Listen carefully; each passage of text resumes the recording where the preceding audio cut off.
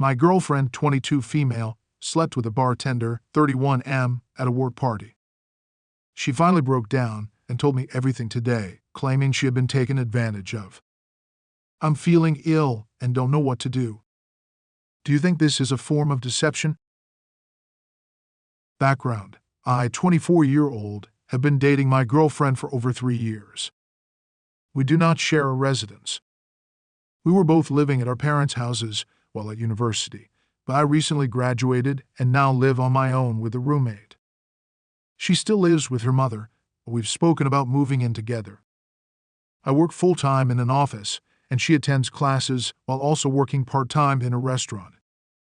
She started this employment in early November after being recommended by a friend.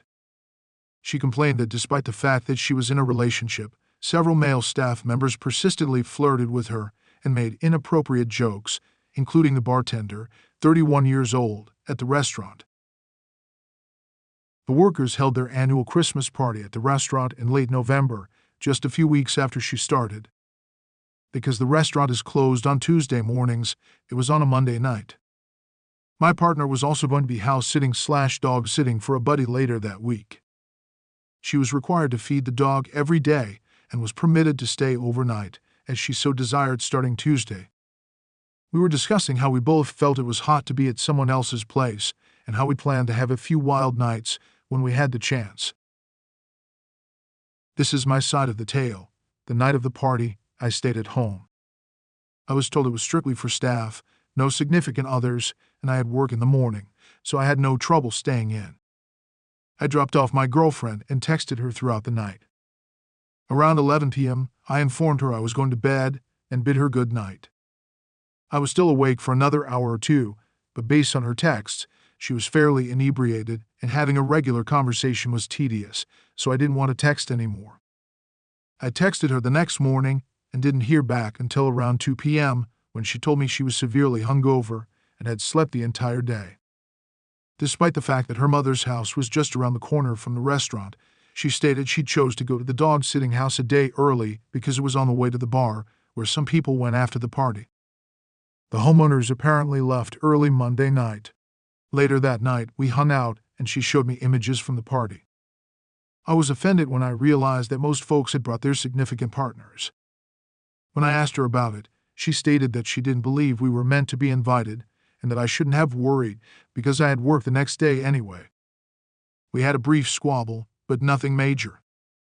We were happy for the following few days, and on Thursday night, I proposed we go over to the dog-sitting house together. She began acting strangely and stated that she didn't want to do that anymore, but that we could hang out at my house. We did that, watched some television, and I attempted to initiate. She declined, claiming that I was being too forceful, and then went home. I was frustrated since I didn't believe I had done anything wrong. More of the same for the next 2 weeks or so. There were many stupid arguments about little matters, which resulted in irritation. She began her tests in mid/late December, and her stress level was through the roof.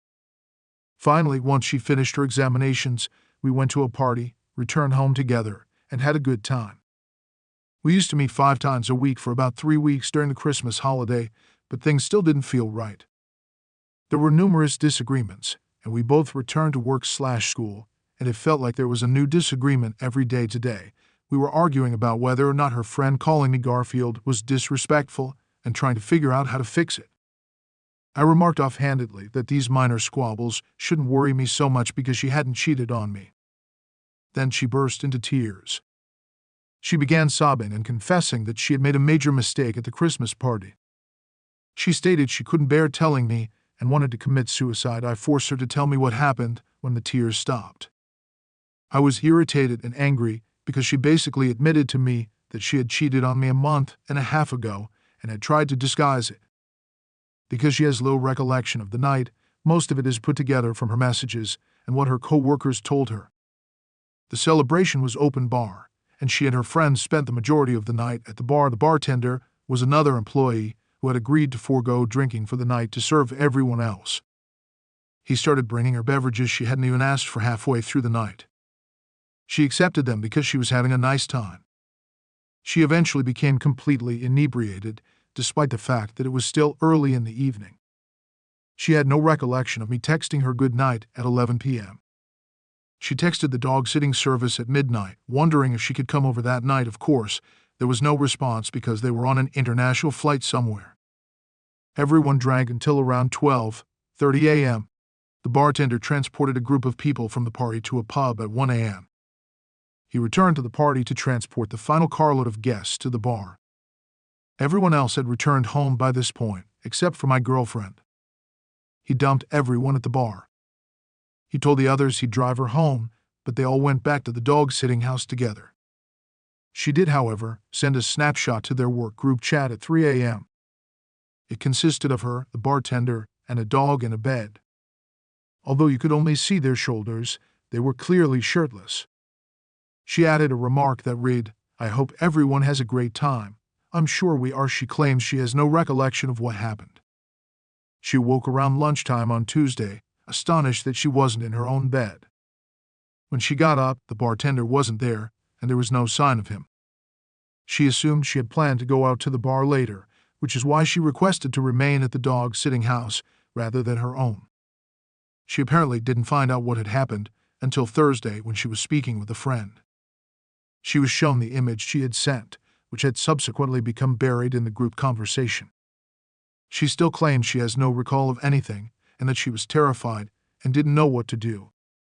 That's why she refused to accompany me to that place and why things between us became so strange.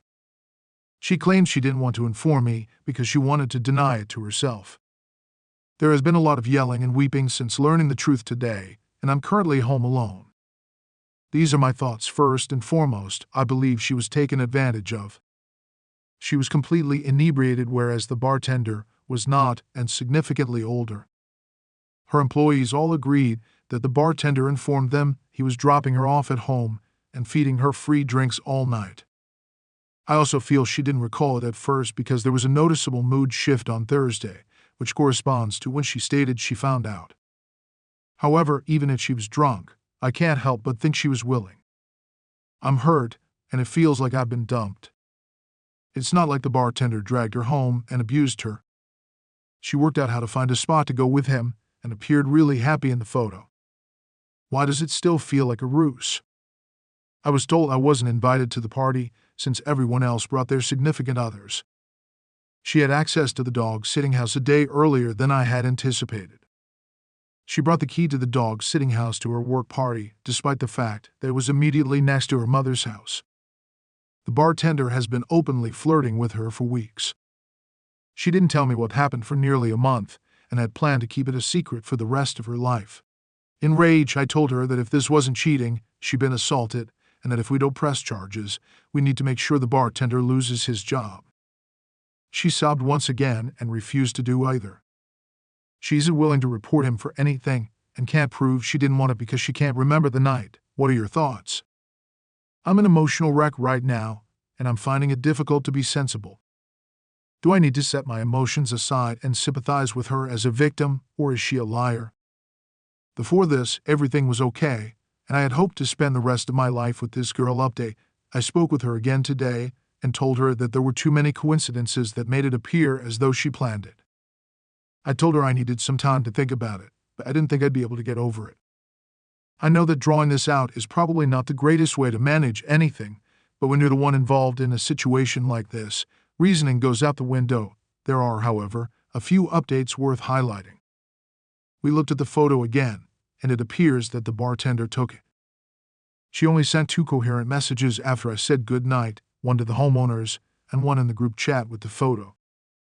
During this time, she sent a couple of other stupid texts to a non-work friend. She gave me an earlier message in which her friend stated that the party was strictly for staff.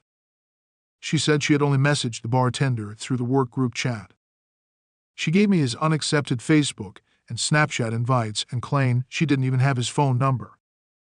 She was willing to let me use a recovery program to establish they had never messaged, but I declined. She'd been carrying the key on her keychain since she got it from the homeowners like a week in advance. She is so certain of this that she was examining images she took of her odometer reaching 100,000 miles to see if her keys were visible, but there was no confirmation. She stated that she was willing to report the bartender to work for harassment, but she was still hesitant to seek charges. She still went ahead with it and kept it a secret from me, so even if her narrative is absolutely true, I'm not sure I can move on. Update 1.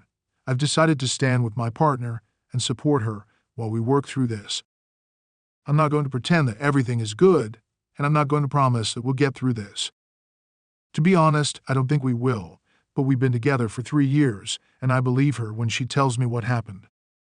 Even though she didn't manage everything appropriately that night, I believe she is a victim. I'm going to be there for her and attempt to figure out the whole story. I've read every single remark on this page. I was responding to many people with information in these updates, but there are way too many people to answer to.